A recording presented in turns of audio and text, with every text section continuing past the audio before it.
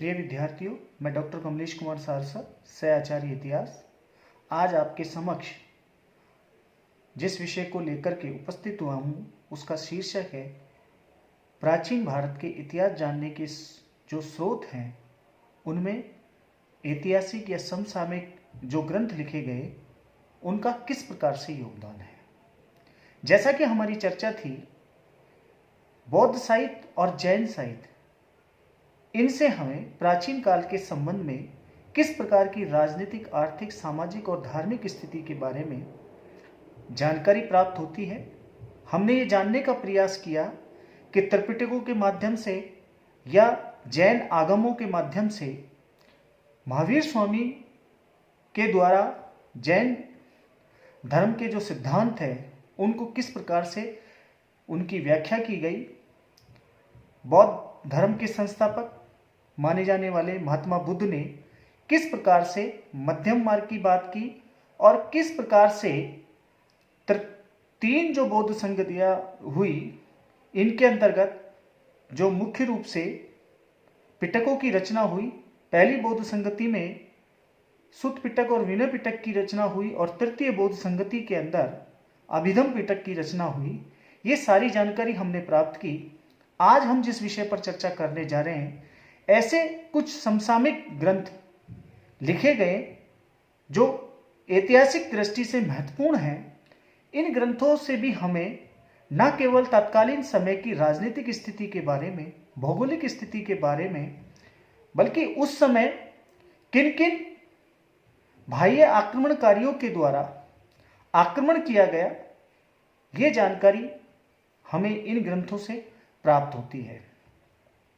ऐसे कुछ महत्वपूर्ण ग्रंथ हैं जिनमें यदि हम बात करें, पाणिनि के द्वारा लिखा गया अष्टाध्यायी, इस ग्रंथ की रचना 4वीं से 5वीं शताब्दी मानी गई है। इसकी रचना के काल को लेकर के नहीं विद्वानों में एक मत नहीं है, किंतु इतना कहा जाता है कि इस ग्रंथ से हमें तत्कालीन समय की, खासकर पश्चिम भारत की राजनीतिक स्थिति के साथ साथ भौगोलिक स्थिति के बारे में व्यापक जानकारी प्राप्त होती है। इसी प्रकार से हम बात करें कौटिल्य का अर्थशास्त्र। देखिए, कौटिल्य का अर्थशास्त्र जिसे 1909 के अंदर आर श्याम शास्त्री के द्वारा प्रकाशित किया गया था।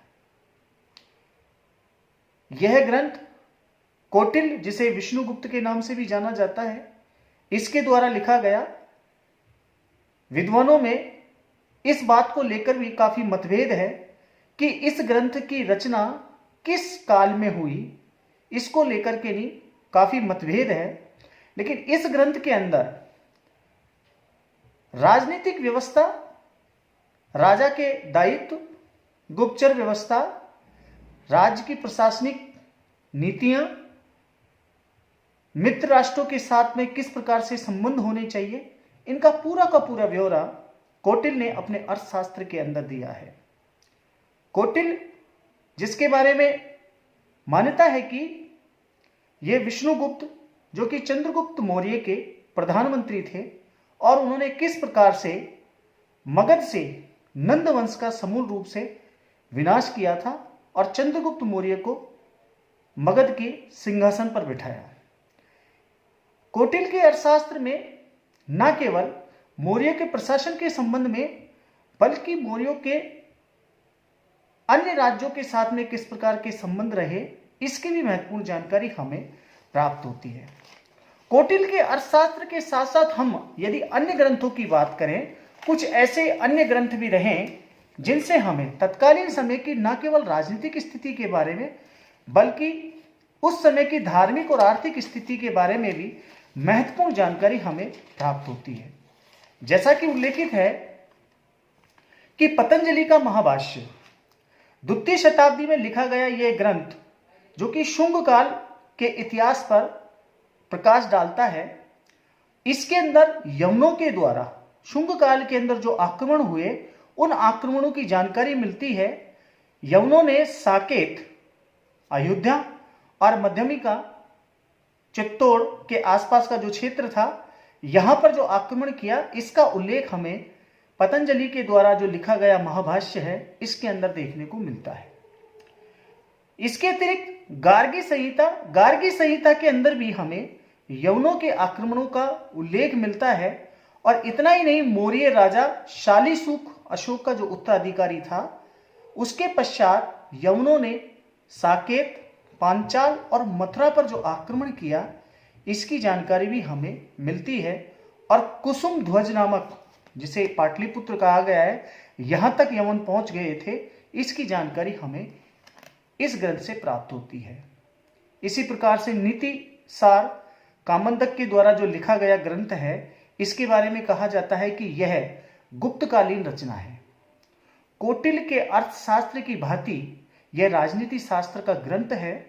इसमें गुप्तकालीन राजतंत्र के बारे में जो जानकारियां हमें मिलती है, इसके आधार पर कामंदक का नीति सार में कामंदक के विचारों को कौटिल्य से इतने अधिक प्रभावित माना है कि इसे अर्थशास्त्र का सारांश माना जाता है। तो ये कुछ ऐतिहासिक ऐसे ग्रंथ थे। इन ग्रंथों से हमें तत्कालीन समय की राजनीतिक स्थिति के बारे में और किस प्रकार से बाह्य आक्रमण जो हुआ उसके संबंध में हमें जो जानकारी प्राप्त होती है। इनके अतिरिक्त कुछ ऐसे अर्ध ऐतिहासिक साहित्य की श्रेणी में वो ग्रंथ आते हैं जिनका कथानक ऐतिहासिक है, लेकिन उनकी विषय वस्तु का निर्वाह काल्पनिक या नाटकीय तरीके से किया गया है। अतः मूल विषय ऐतिहासिक होने के बावजूद ऐतिहासिकता का तत्व उनमें गौण है। और वो इस प्रकार के जो ग्रंथ हैं, उन ग्रंथों के अंदर हम बात करें तो वे उल्लेखनीय हैं। विशाख दत्त का मुद्रा राक्षस, कालिदास कृत रघुवंश व मालवी का अग्निमित्रम, सोमदेव का कथा सारित सागर और क्षेमेंद्र का वृहत्र कथा मंजरी।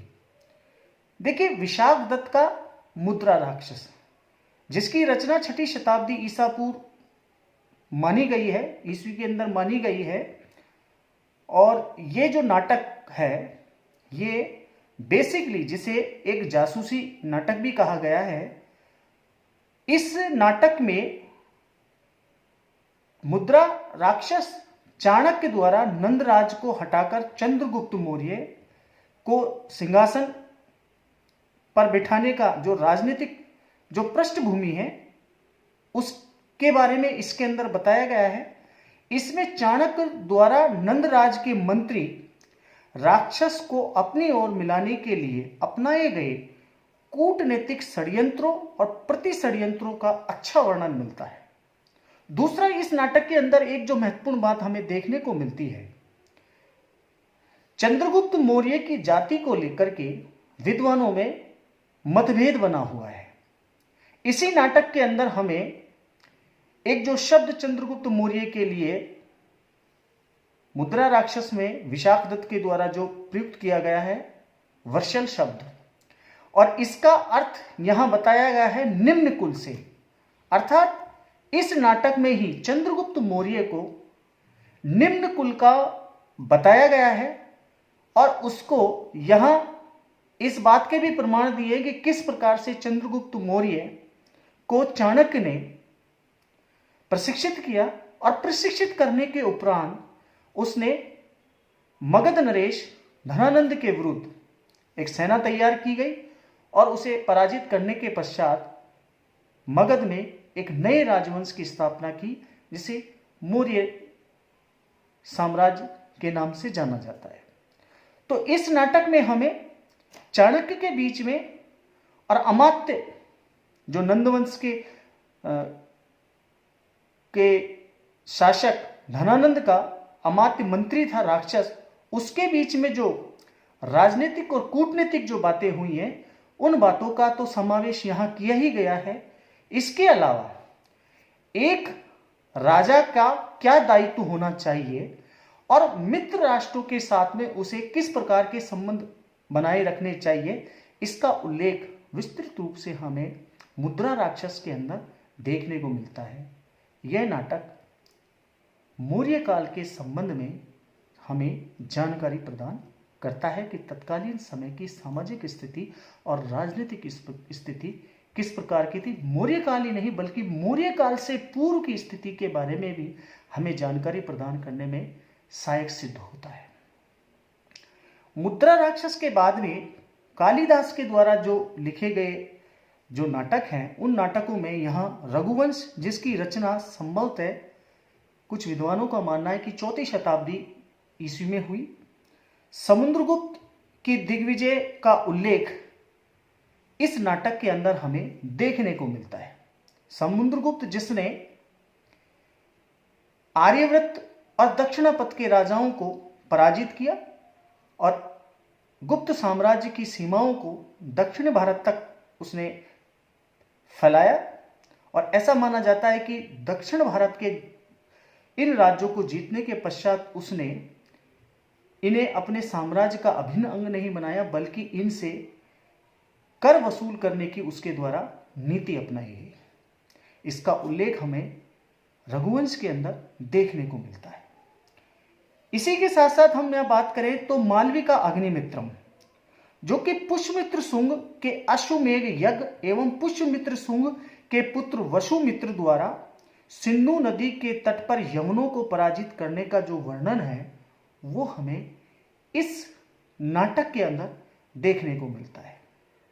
इसके अलावा सोमदेव के कथा सरित्र सागर व क्षेमेंद्र की वृहत्र कथा मंजरी में ऐसी अनेक ऐतिहासिक जो कथाएं हैं उनका उल्लेख हमें यहाँ देखने को मिलता है। इस प्रकार से हम यह कह सकते हैं कि धर्मेंद्र साहित्य, जो कि साहित्य के अंतर्गत जिसका उद्देश्य धार्मिक विषयों का प्रतिपादन नहीं बल्कि प्राचीन काल के अंदर जो अन्य विषय थे, लौकिक एवं अर्ध ऐतिहासिक या भाषा साहित्य को आगे बढ़ाने का, इसके अंतर्गत हमें यहाँ इन ग्रंथों के अंदर महत्वपूर्ण जानकारी हमें प्राप्त होती है। हमने बात की यहाँ धर्मेंद्र साहित्य की या ऐसे ग्रंथ जिन्हें ऐतिहासिक या समसामयिक ग्रंथ कहा गया है। अब हम हमारी जो चर्चा आगे बढ़ाएंगे वो है प्राचीन भारत के इतिहास जानने में पुरातात्विक साक्ष्यों का योगदान। हमारी चर्चा जारी रहेगी। Thank you.